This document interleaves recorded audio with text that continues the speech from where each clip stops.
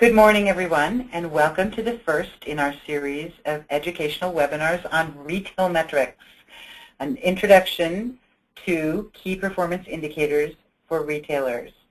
My name is Donna Wesley Rogers, and I'm the Director of Marketing and Public Relations for OneStep Retail Solutions. Before we begin, I want to let everyone know that all attendees are on mute. The dashboard that you have on the right side of your screen is where you can enter your questions, and we will take them up at the last 15 minutes of the presentation. And if you so desire, you can tweet about this presentation at #RetailMetrics on Twitter. We are recording this presentation, and it will be up on our website after the whole series is complete, and we will email you when those webinars are up.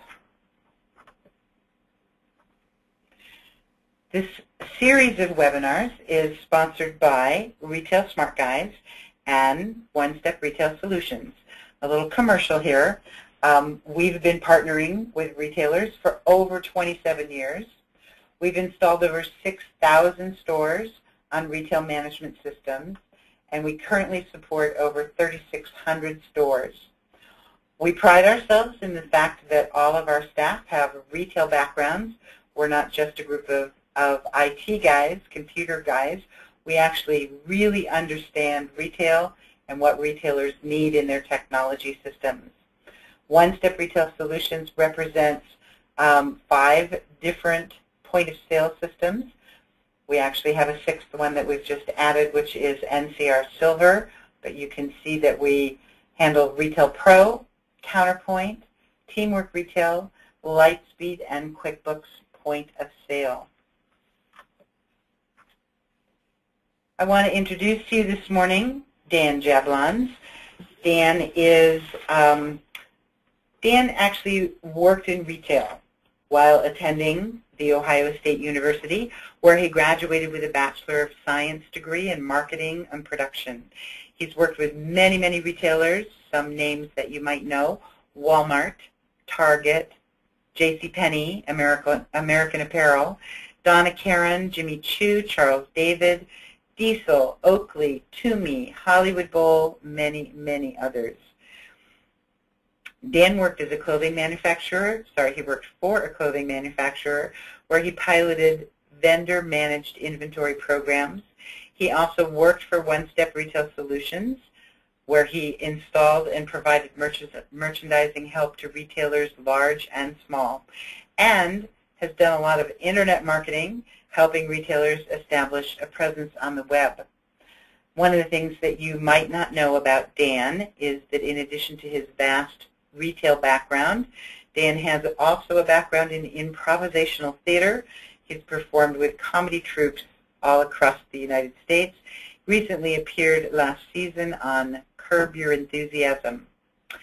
Dan takes his extensive knowledge of retail, combines that with his comedy skills, and has become one of the industry's most popular speakers.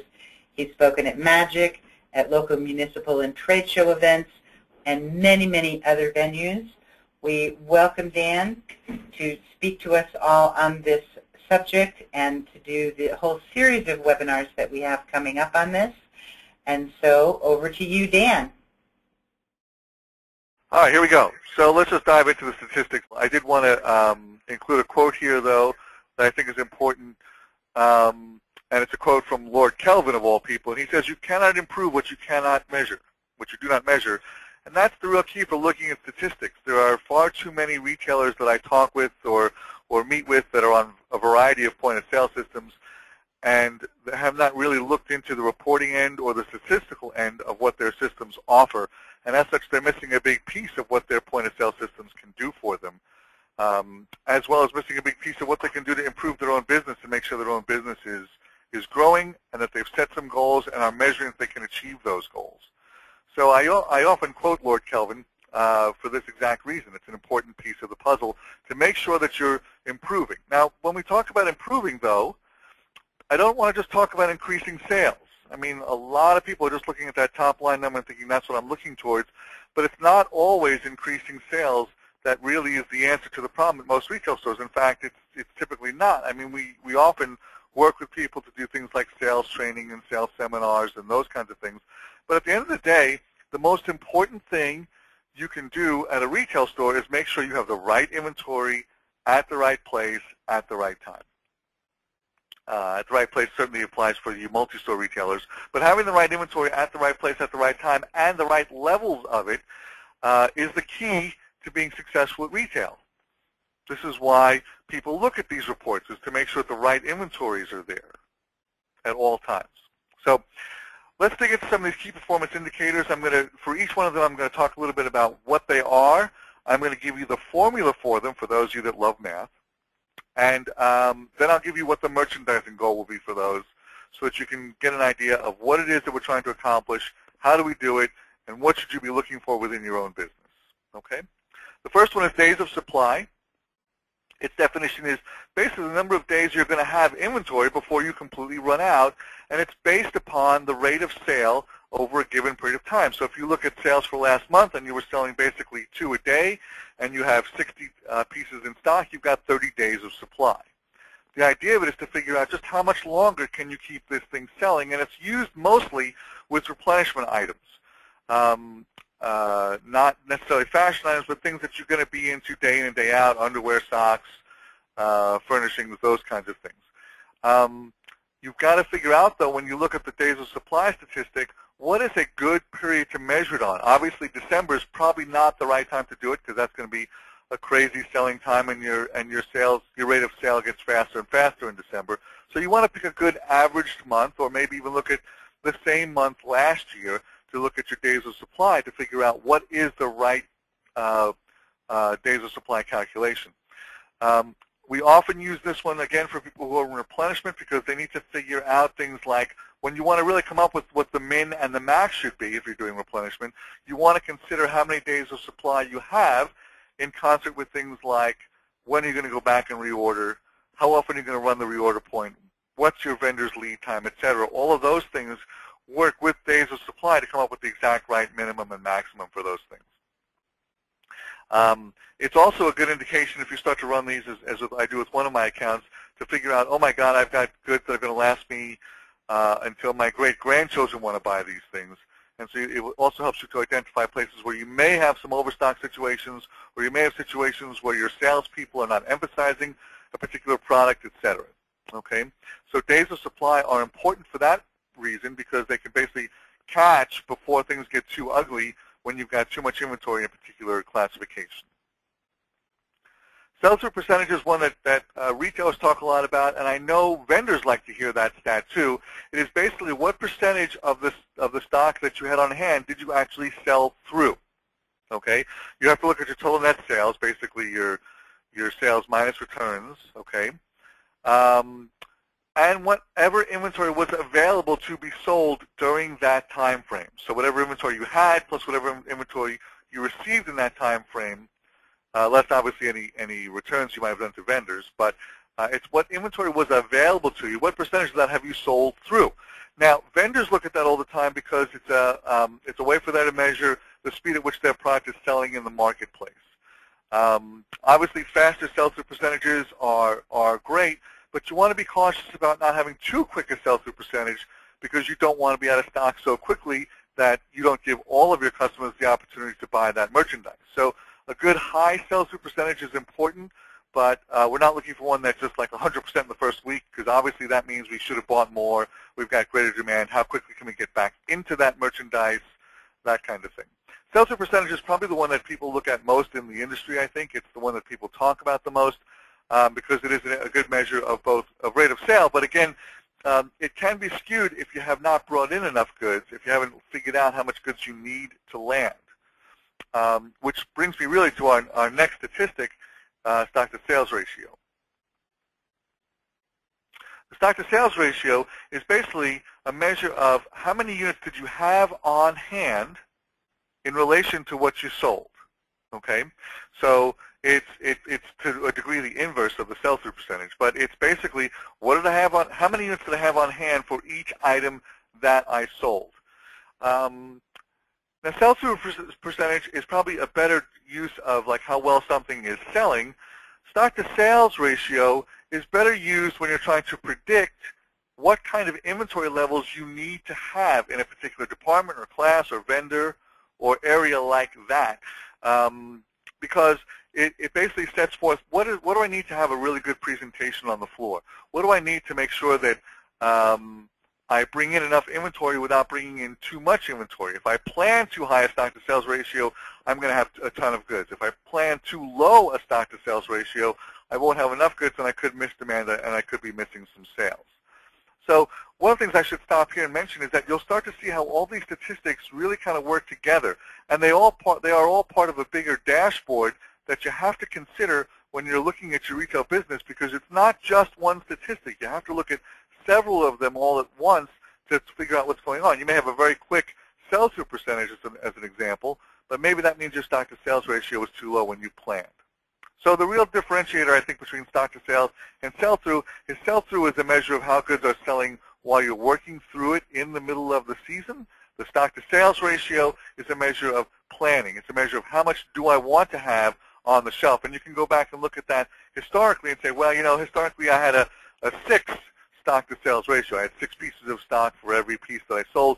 And maybe that was too high because maybe I ended up taking markdowns. And I didn't want to take markdowns in those things.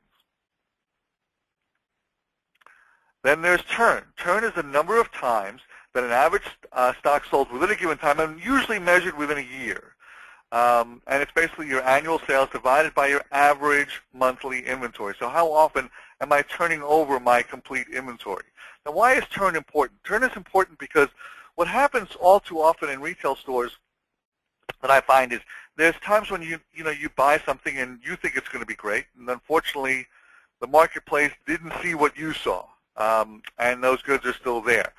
And for many retailers, that inventory turns into wallpaper. It's as if it's been there for forever and ever and never ever going to go away. When you start to look at turn either on a department level or a class level or even a vendor level, you start to get a sense of both what you're selling, but also what are you keeping? What is your average monthly inventory? Obviously, if I'm turning over my whole inventory in a department or a class or a vendor twice a year, I achieve a certain level of profitability. But if I could turn it over 3 times a year, I achieve a greater level of profitability. Well, why? Because every time I sell something, every time I turn something over, I get margin out of it. I get profit out of it. So the more times I'm turning it over, the more profit I generate. So that's why we watch turn very carefully, and that's also, turn is another place when we do open-to-buy planning that we actually look at turn. We look at what is our current turn and what can we do to improve the turn and what would be the change in profit as a result of doing that. Obviously, you can speed up turn by lowering your margins sometimes, but sometimes turn is sped up by watching your stock-to-sales and your sell-through. Why? Because when a store, sometimes people think, well, you know what, I'm just going to put a lot of goods there and people will buy it and that'll be good and they get a great assortment and my customer wants a great assortment. That's not necessarily the best answer for the store, and it doesn't necessarily increase sales. Customers, when they see an interesting assortment at the store, they like that, but they also like to see stores that turn over and change on a regular basis. When a customer comes to your store, they want to see something different than what they saw last month. In fact, there's an old adage which is if they come to your store this month and see what they saw last month, they probably don't need to come next month. That's something that's in their heads, that the goods that are there have been there and no reason to, and are going to be there again.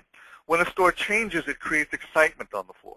And by changing the store, by increasing your turns, you actually change the floor, you create some excitement, you create some additional demand on the floor, and that becomes a very important thing. You know, one of the things that Forever 21 has done a really good job of is they've convinced their customer that when they go to the store, when that girl goes into Forever 21 and picks up a blouse and holds it in her hand, she knows, I better figure out this blouse thing today. If I'm going to buy it, I better buy it today, because if I come back in 2 weeks, it might not be here. And that's part of the success of their formula, is to make that happen, okay? So we've talked about, just to sort of quick reiterate, we've talked about days of supply, how long you're going to have something. We talked about sell-through percentage, how quickly did you move through that which you had available to sell. We've talked about stock to sales, which is for every piece that you sold, how many pieces did you have in inventory. And now we've talked about turn, which is the number of times you actually completely change over your inventory in your store. Turn is also important because it keeps the store fresh and and keeps the inventory fresh and keeps it exciting on the floor. The next statistic I want to talk about briefly is gross margin return on investment. And out of all the statistics, it's my favorite, and I'll tell you why. The other ones, well, let me define it first. So it's a measurement of how well the inventory is turning, but it's also combined in how profitable your investment in that inventory was. And let's not forget that every time you buy goods, you're making an investment. You hope to sell it for higher than what you bought it for, right? So it's an investment every single month that new goods land, okay? And what we're looking at is what kind of gross margin profit dollars did you generate, okay, as a percentage of your average inventory at cost. So we're looking at your profitability, and we're looking at the amount of inventory you carry at cost to see how profitable you're being.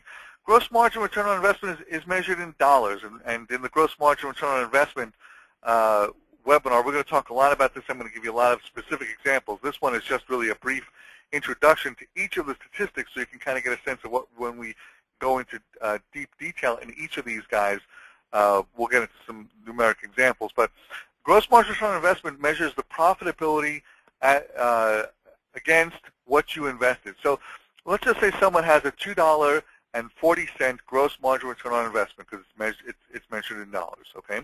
$2.40. That means that for every dollar they invested, they got $2.40 back. For every dollar they invested, for every dollar they spent at cost, they got $2.40 back. Okay? Well, how does that really break down? The first dollar of that pays for the goods, typically, depending on what your margins are. But if we're talking about an average fashion retailer, the first dollar of that $2.40 pays for the goods. The second dollar of the $2.40 pays for operations. It pays for the staff. It pays rent. It pays utilities. It pays for advertising. It pays for freight in. It pays for freight out. It pays for your website, et cetera, et cetera. It's all those operational things, both fixed and variable. Okay? So everything above that second dollar is profitability. So in the case of a $2.40 gross margin return on investment, the first dollar paid for the goods, the second dollar paid for the operations, and the 40 cents is your net profit at the end of the day. Okay, now $2.40 is not a particularly great GMROI. We would want to see at least a 3 for it to make sense. And certainly, there are places where we can get higher. We have customers that have $5 GMROIs and $8 GMROIs and those sorts of things. And this is one, unlike sell-through, where you go where it could get too high, or stock to sales where it could get too low. GMROI, the sky's the limit. The higher you can get it, the more profitable you are, the more dollars you're generating, and the more cash flow you're generating. So I kind of want to emphasize this one more, because unlike the other ones, which are usually done based on the number of units you have, they don't necessarily include margin, whereas this one does include margin, and that's what makes it more, I think, the most important of all the stats. But you need to use them all, because if you look at a GMROI stat of $2.40 and you say to yourself, well, how am I going to improve that? You got to start to look at, okay, well, what was my stock-to-sale ratio in that class or that department or that vendor? What is the sell-through look like right now? What is the inventory that I have that I'm sitting on, which means are my turns too slow? What does my days of supply look like? So these are all interwoven. They're all put together in such a way that you have to look at them all. It's no different than looking at the dashboard on your car. Yeah, you can look at your speedometer, but you better sometimes also look at, you know, do I have enough oil, and what's my temperature look like, and all those other little gauges that maybe sometimes you don't always look at, okay? The important thing about these statistics is you'll notice that each of them take into account two things. They take into account your sales, but they also take into account the inventory you're carrying. Remember, the inventory that you carry is the biggest investment you make. It is the best marketing your store has, and it is the thing you have to measure most closely. So don't just look at your sales, which is what most people unfortunately do, and don't just look at you know, how well your salespeople are doing, and don't just look at what ends up in the drawer at the end of the day. Your inventory that you have is also a prediction of your future sales. It's your ability to know what you can sell, what your store's potential really, really is. And so these statistics are ways and measures for you to do all those things, for you to actually dig in deep into, what do I own? Is it effective inventory? Is it going to help me generate future sales? How will it do those things? And by really examining and studying these statistics, you can really shape your store, shape your inventory well, and shape your future so that you can become more profitable and generate more cash flow out of it. Okay, so where do I get these statistics? Well, your friends at OneStep have a variety of point-of-sale products that they sell, and with those products, you can get these statistics. You need to start to learn how to read them, and that's what the subject of the next few webinars are, but you can get them from there. We at Retail Smart Guys also give you those statistics as part of the Open to Buy and the consulting that we do. But where do we get them from? We get them, you know, a lot of the data we get from the point-of-sale systems. We certainly get the sales and the inventory levels and your receiving and your on order and all that stuff. It all comes from the great point-of-sale systems that OneStep Retail Solutions provides for you. Okay? How do you read these stats? Well, I'm going to spend a minute on that because it isn't just, okay, well, I got the stat, now what do? I know what my sell-through is, that's what it is, that kind of thing. Stats are best used when they are compared. You know, if you say I'm getting a 28% sell-through, well, is that good or is that bad? You know, it's good or bad depending upon how you view your sell-through. What does the rest of the department look like? What does the rest of your store look like? How does that vendor sell-through work in the marketplace, that kind of thing? How is my sell-through better or worse last month? And why? What are the drivers of those statistics? Did I get my salespeople more product knowledge on that particular item, which is what drove its sell-through? Did my vendor give me an incentive? Was there online advertising? Did I do something in Facebook? Did I blog about it? Did I tweet about it? Did I email about it? Did I get a fresh shipment in? And the new goods kind of spurred on the department. You know, one of the things that we've seen a lot of, especially in menswear, is that the addition of really great tops in menswear drives the bottoms business. So sometimes in menswear stores, women's wear too, but menswear more, if we put more tops in, we suddenly find that we're driving a bottoms business. It's an interesting thing. So you have to look at not only the statistics, but you look at how they vary over time, from time period to time period to time period, and you have to look at, well, when the statistic went up or went down, you have to do a little bit of research to figure those things out, okay? So how do you read these stats, and what do you read into them, and where would you dig into them next, and what would you do to improve them, that kind of stuff? We have 5 more webinars in the next following Tuesdays that go through those statistics to help you figure them out and help you figure out how you read them. And I'm going to give you some concrete examples in those for each of those statistics and what I would do as a retail analyst to help you understand those statistics, work on them, improve your business, improve your profitability, improve your cash flow. Okay? So the next one, by the way, just a quick plug for that, will be retail metrics. It's going to be days of supply and inventory turn. I'm going to give you some specific examples, dig into those into greater detail. That's going to be next Tuesday at 11 o'clock Pacific time. Okay? But I at least wanted to give you, those quick introductions to those stats. I'll just go through them again really quickly. So days of supply, and by the way, this webinar and all the webinars are being made available by OneStep Retail. So you can contact them or me afterwards, and we can get you copies of this webinar and all the webinars. But just a quick review, days of supply, how long you'll have the goods before you run out of them. The formula is there for you. And we want to make sure the days of supply does not exceed the end of season, right? We want to make sure we don't have goods. We don't want to have winter coats into the spring, obviously. Sell-through percentage is how quickly we're moving through the merchandise that we have available for sale. We want to have a good high sell-through percentage, but we don't want to have it so high that we miss demand and miss sales from our customers. Stock-to-sales ratio is the ratio of how much goods we had to sell or how many pieces we had available to sell for each item that we did sell. Okay, we're looking for a lower number here, but not so low, again, as we miss demand, not so high that we end up not being able to pay for the goods we've purchased. Turn is how often we're turning our inventory over. The faster we turn it, the better. Again, though not so fast that we're missing demand, but fast enough that we are actually generating significant cash and profit out of the business. And finally, gross margin return on investment, which is the measure of our profitability in relation to what our investment in that inventory was. This is probably the most important of all the statistics, probably why I saved it for last. Okay, so we'll talk about how we read these in the next ones, in the next webinars. You know when that one is, which is October 2nd. I know I'm zooming through this, but I wanted to leave a lot of time for questions. I'm going to leave this contact page up so you have ways to contact both Retail Solutions if you have questions about their point-of-sale systems or the data they provide, or if you've got it and are wondering where that stuff comes from, these guys can help you. And there's also my email and my contact information here. But Donna, let's open it up to questions, and let's see if these folks have any questions for me or for OneStep or anything that we can do to help them. Great, Dan. So I know that we're going to go into the specifics much more in the next 5 webinars, but I've got a couple of specific questions. So the first one is turn always measured annually?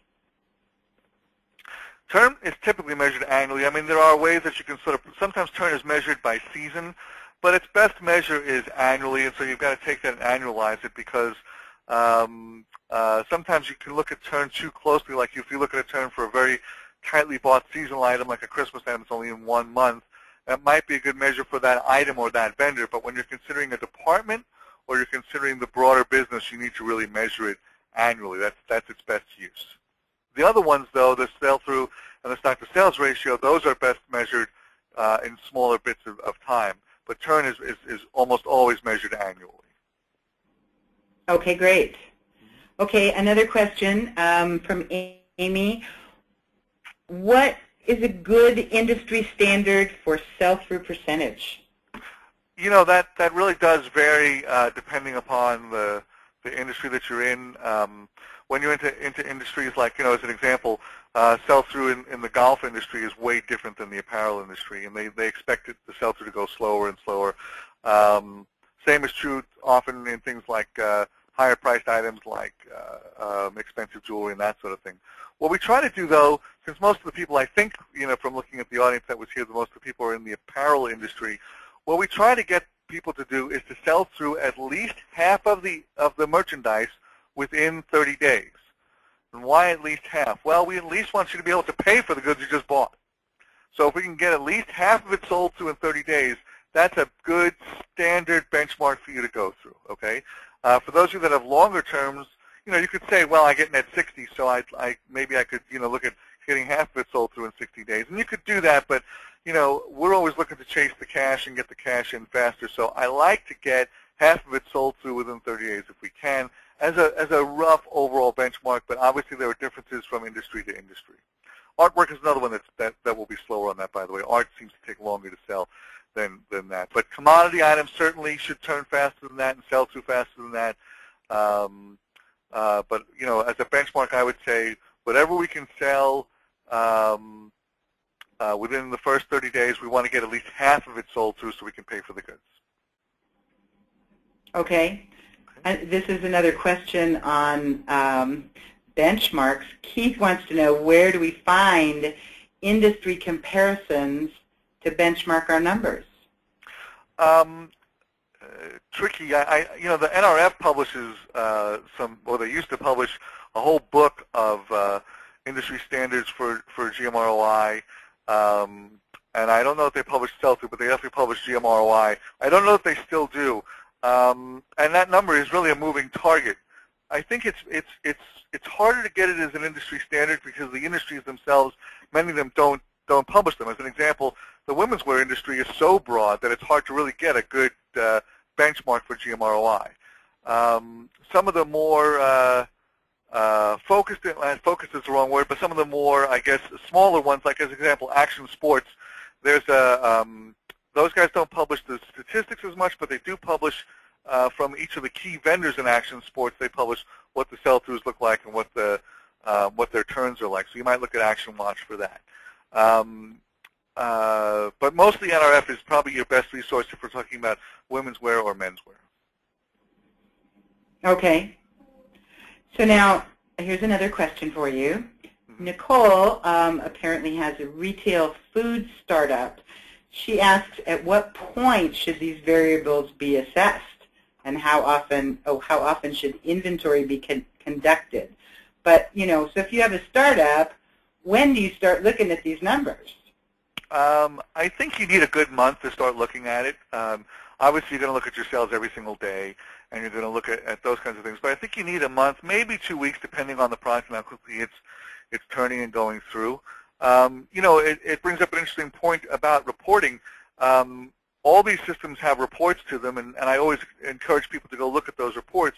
And some of them look at them, and they kind of get in there, and they kind of go with the viewpoint, well, I'm just going to go look and run some stuff and see what happens. But, you know, when you're running reports, I think it's more important to know, what do you want to know, how often do you want to know it, and what are you going to do with it once you have it?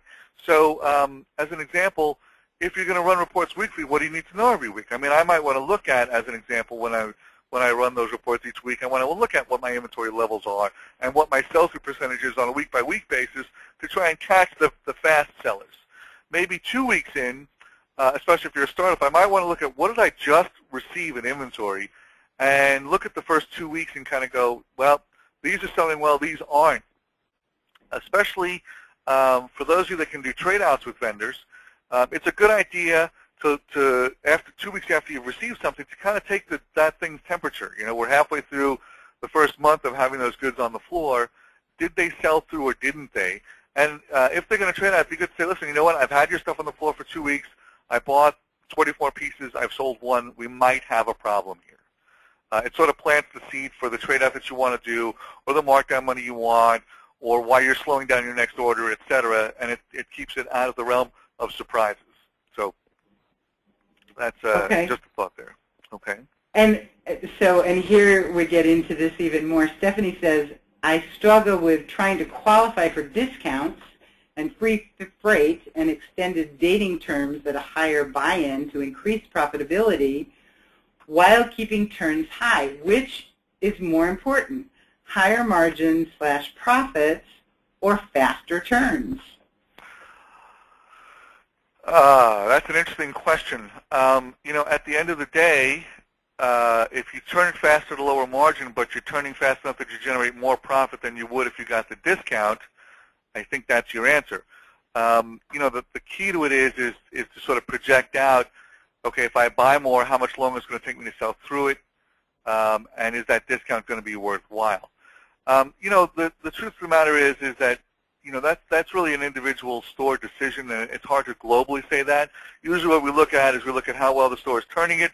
We start to look at trends in that particular instance. In other words, if I'm going to buy more of these goods because I'm going to get a discount at the front end of it, well, that's a real neat idea unless it's not trending, unless my trends aren't increasing.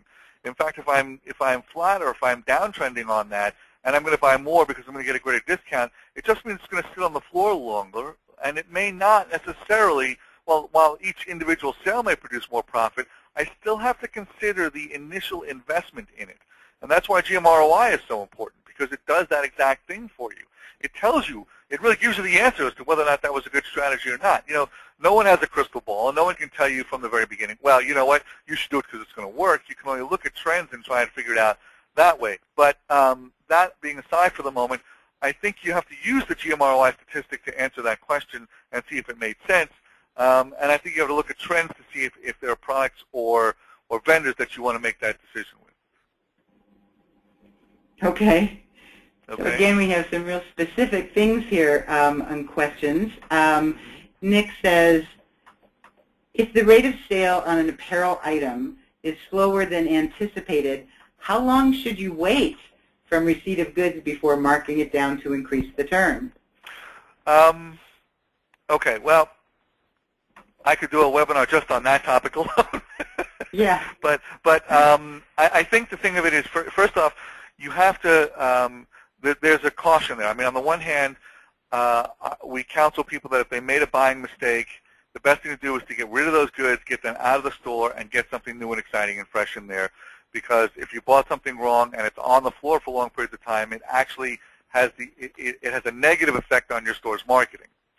Having said that, there are many stores that say, look, we only go on sale twice a year because we're a fashion boutique, and we don't want to be a discounter, and we don't want to encourage discounting on a regular basis. There's a ton of strategies, and it really goes, and Donna, it might be a separate webinar we might want to do just on that discussion alone. But you know, there are some people that put like a small markdown rack at the back of their store. There are some people that say, I pull it off the floor and I wait till my January sale or my July sale and I'll sell it then. A lot of these have to do with your cash flow needs. If you're struggling with cash flow, then you got to mark it down sooner and get the cash out of those goods. Obviously, the sooner you get cash out of goods, the healthier your business is going to be, and the more flexible and more mobile you can be. If you made a bad buy, you get your cash out of it, you can buy into the right stuff. So a lot of it depends on your store's overall philosophy. Generally, though, the sooner you get out of a bad buy, the better. If you can take the markdown and not turn your store into a discounter, I would highly recommend it. I also am a big fan of like talking to the vendor and saying, hey, you know what? You and I together decided this would be right for my store. It's not. What do we do?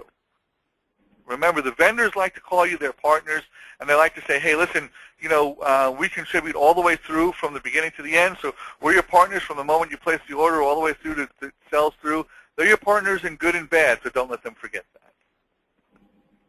that. Okay? Good all point, right. yeah. Go ahead, Donna. Okay, let's see. I think we can take one or two more here. Angela says, in a retail jewelry store, what are some ways to determine what type of pieces have the highest turn? Well, in a jewelry store, I think you've got to look at your department class, subclass structure, and I think it's got to be obviously based on product, necklaces versus versus earrings versus bracelets, etc. But I think you also have to separate out fine jewelry from costume jewelry. You may even want to separate it by the type of metal if that's a price point issue. But jewelry is very price point driven. And by the way, jewelry is a very, very hot commodity right now. One of the things that we're seeing selling very well across all segments of the market, and not only in this country but in multiple countries, is that inexpensive jewelry is selling like crazy these days, by the way. But that aside, I think you can't do it on a piece level because there's certainly a taste level that goes to that. I think you've got to really look carefully at your department class structure. And I think your department class has to be both by product type, necklaces, bracelets, earring, and also by price point. Maybe over 50, under 50, or over 100, under 100, depending on the kind of jewelry you stock. Okay. So one more. I'm going to take one more question here. We were going to try to get this done in 45 minutes. So here's our last one. This is: should you consider out-of-season goods when you measure stock-to-sales ratio? I think if you've got lots of older goods and you're looking at your stock-to-sales ratio, I think I would probably pull them off into a distressed class. It depends on, again, it's hard to give a global answer to that. You have to really look at what the inventory is and if it's sellable. But if I'm trying to sell winter sweaters in the spring, it's unfair. You're never going to sell it unless you're going to really deep discount it. And sometimes it's better to store those away and try again next winter or get those traded back. But I think when you're looking at stock-to-sales ratio, you want to look at what is, and for sell-through too, you want to look at what is really viable inventory. What is sellable inventory? What is your effective inventory? If you're stuck with a whole bunch of bad goods that are out there, you're going to have to deal with those, and you're going to have to deal with those differently than the fresh merchandise you put on the floor. So I think you have to separate those two out. If you've got a significant amount of it, then you've really got to come up with a pretty solid action plan to get your cash out of those goods. Remember, inventory is neither wine nor cheese. It doesn't improve with age. So the sooner you get out of those goods, the better. Great. Okay. So remind us again what we're doing next week. Next week, our webinar is about days of supply and inventory turn. So we'll have a lot more to say about that and a lot more about how you manage those things. It will be same time, same channel. It'll be 11 o'clock Pacific time on Tuesday, October 2nd. Check the OneStep site for links and ways to get in there. Lord knows we're all going to email you about it, so you'll hear about it that way too. That's our next one, so we hope you guys all tune in for that one. Great. Thank you, Dan, so much. We look forward to next week where we'll get into even more specifics. Thanks, Donna. It was fun to do this, and thanks, everybody, for listening, and we'll talk to you next week. And certainly, our contact information is up here, and if you need to reach OneStep or you need to reach me, those are the ways to do it. And thanks again, everybody.